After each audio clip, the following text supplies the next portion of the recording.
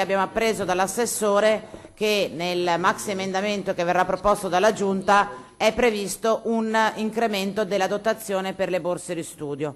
Naturalmente l'aumento di dotazione che la Giunta propone è ancora ampiamente lontano dall'obiettivo principale, cioè quello di garantire a tutti gli studenti idonei non beneficiari il raggiungimento del sussidio, dell'erogazione del sussidio.